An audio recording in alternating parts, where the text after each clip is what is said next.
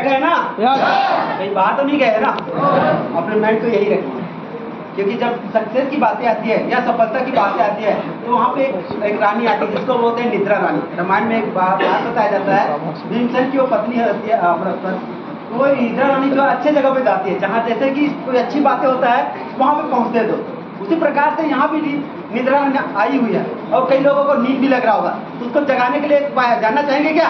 एक बार जबरदस्त आप लोगों का ताली होना चाहिए।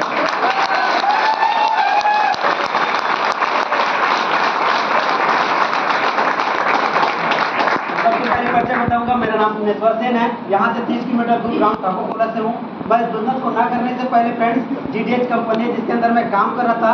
काम करते करते अचानक हादसा हो गया, मेरा हाथ का एक्सीडेंट हो गया, मिक्सचर मशीन पे ग्लव्स हो गए दोस्तों। और ग्लव्स हो जाने के बाद में मैं घर का बड़ा लड़का हूँ दोस्तों। मेरे परिवार में 10 लोग हुआ करते थे, उस 10 लोगों को मैं भरण पोषण किया करता था।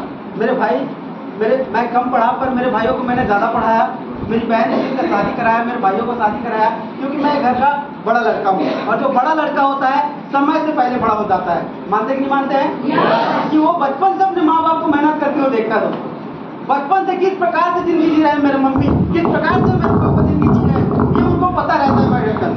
उसी प्रकार से मैं भी अपने परिवार का देख रहा था, कोई दशा में चेंज नहीं आ रहा था। मेरा बाबूजी जात का नाई हूँ मैं, है ना, नाई का धंधा किया करते थे हम लोग।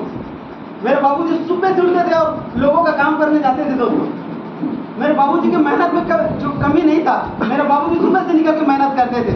उसी प्रकार से मैं देख रहा था, अगर मैं भी एक दिन बड़ा हो जाऊंगा और बड़ा होकर मेरे बाबूजी के सपने पूरा करूंगा, मेरी माँ के सपने पूरा करूंगा, मेरे भाई बहन के सपना पूरा करूंगा, ये सोच के भी मैं मेहनत करना स्टार्ट किया दोस्तों। मैं भी 12 साल की उम्र में नाई का धंधा सीख चुका था और 12 साल में मेरा पढ़ाई बंद करा दिया घर वाले ने। क्यों? क्योंकि भाई बहन ज़्यादा है, परिवार का भरण पोषण करना है, तो उनके भरण पोषण के लिए आपको मेहनत करना पड़ेगा। मुझे ले दे के 7 शिक्षा का 8वीं पढ़ाया गया दोस्तों। 7 शिक्षा का 8वीं पढ़ने के बाद फिर मैं अपने काम में लग गया। मेहनत मजदूरी करने जाया करते थे दोस्तों। बम्बलेश्वरी जैसे चोटी में 5 बार चढ़ना और 5 बार उतरना, ईटा भट्टे में जाके काम करना, उसके बाद भी हमारे परिवार का भरण पोषण नहीं हो पा रहा था। तो समझ में नहीं आ रहा था कि जिंदगी कहाँ जा रही है, हमारे समय बीतते जा रहा है, हमारे पास कोई अपॉर्चुनिटी नहीं मिल पा रहा है, हम बड़ा नहीं कर पा रहे हैं।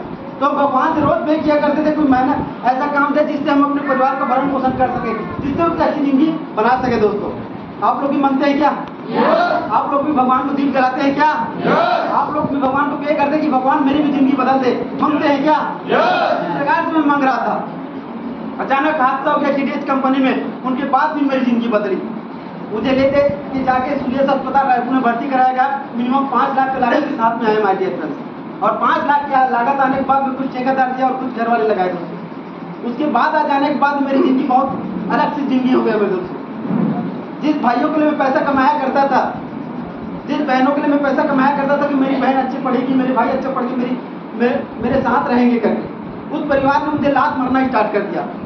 मेरे से बात करना बंद कर दिया, मुझे घर से बाहर निकाल दिया कि तू पैसा कमा नहीं सकता, मैं पैसा दे नहीं सकता, तू इस घर में रहने के लायक नहीं करते। मुझे घर से बाहर निकाल दिया दोस्तों। और उनके बाद मुझे समझ में नहीं आता मैं क्या करूँ। 2 बार सुसाइड करने का प्रयास किया, मगर एक चीज था, शादी हो चुका था तो 20 बच्चे थे। तो समझ में नहीं आता अगर मैं दुनिया से चला जाऊँ तो मेरी बच्चे को पालेगा कौन? हेलो, जब कुछ ना दिखे तो सिर्फ एक ही चीज दिखता है ना? तो वही चीज मुझे दिख रहा था। तो पर समझ में आया कि यार अगर मैं इस दुनिया से चला जाता हूँ तो मेरे भी बच्चे को पालेगा कौन? फिर वापस आ जाया करता था, भगवान से वही मंगा करता था, बरगद के नीचे बैठा रहता था मैं अपने आप को रोते रोते, अरे भगवान इस दुनिया में अगर लाया है ना तो कुछ न कुछ तो मेरे लिए बना के रखा होगा करके मंगा करता था दोस्तों। और उसी बीच में एक ऐसे अनजान शख्स आया जिसने मेरी जिंदगी बदल दी। भगवान की जैसे मेरी जिंदगी में आया, जिस प्रकार से आप लोगों को भी यहाँ पे कोई ना कोई व्यक्ति लेके आया होगा दोस्तों। आपको भी यहाँ कोई ना कोई व्यक्ति लेके आया होगा कि इनकी भी जिंदगी बदल जाए। ऐसे मेरे ग्रेट अपलाइन डॉक्टर रोशन सौसर के लिए एक बार क्रिकेट चालू,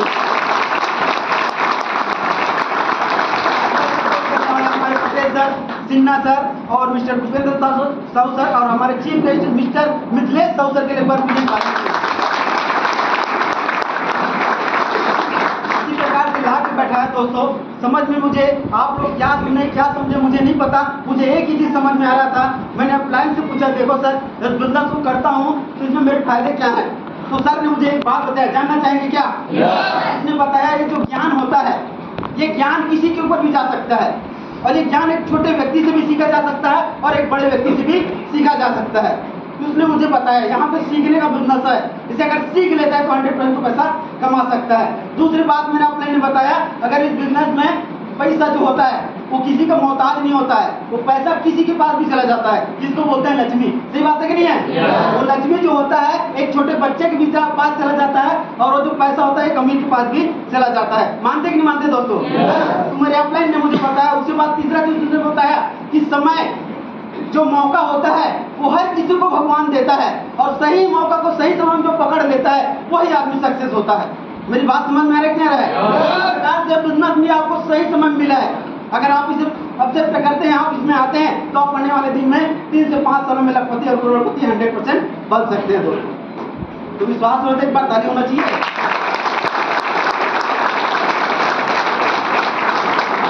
इस प्रकार से मैंने आपने मुझे बताया दोस्तों, मैं बिजनेस में आ गया और बिजनेस में आने के बाद मेरे पास पैसा नहीं था इस बिजनेस को करने के लिए।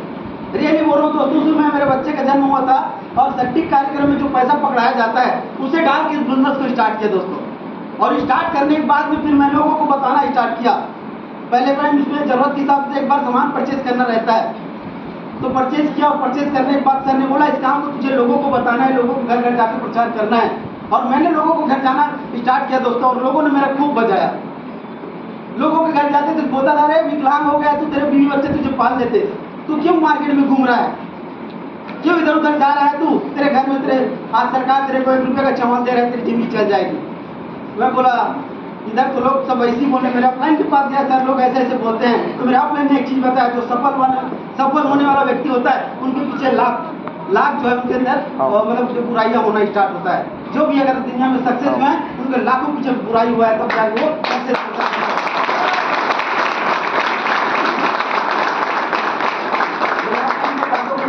दोस्तों करता गया, करते करते कुछ पैसा आना स्टार्ट हुआ। पहला इनकम मेरा 1600 बना। बिजनेस में विश्वास हुआ कि पैसा तो आता है।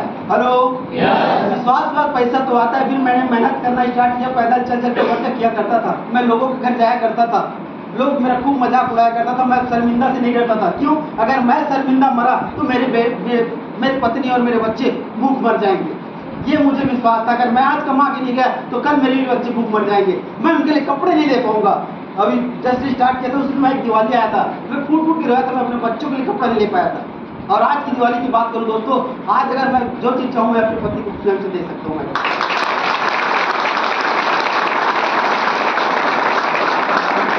अचीवमेंट की बात करता हूँ, पैदल चल के वर्क किया करता था। 2 बाइक परचेज किया बिजनेस से, घर से निकाला वो बंदा, हाथ से विकलांग बंदा, 2 बाइक परचेज किया माइग्रेट। इनकम की बातें बताया, यहाँ पे मिनिमम 500 ज्यादा से ज्यादा 2,10,000। मैंने यहाँ पे हाईएस्ट बिजली की कहूँ तो 90,000 दिया और टोटल मंथली की बात कहूँ तो 2,17,000 रुपया इस बिजनेस से देना। उसके दम पे कार परचेज किया और 6 से 7 बार बाइक फ्लाइट गोवा जैसे जगहों से घूम के आ चुका हूँ। अभी मेरे टीम से कम 10-15 लोगों को मैं विशाखापट्टनम लेके जाने वाला हूँ और जो लोग मेरे साथ विश्वास कर इस बिजनेस में टिके हुए हैं उन सबको लाख रुपये प्लस इनकम कराने जा रहा हूँ और मेरा भी कुछ लाख प्लस इनकम है। और जय हिंद, जय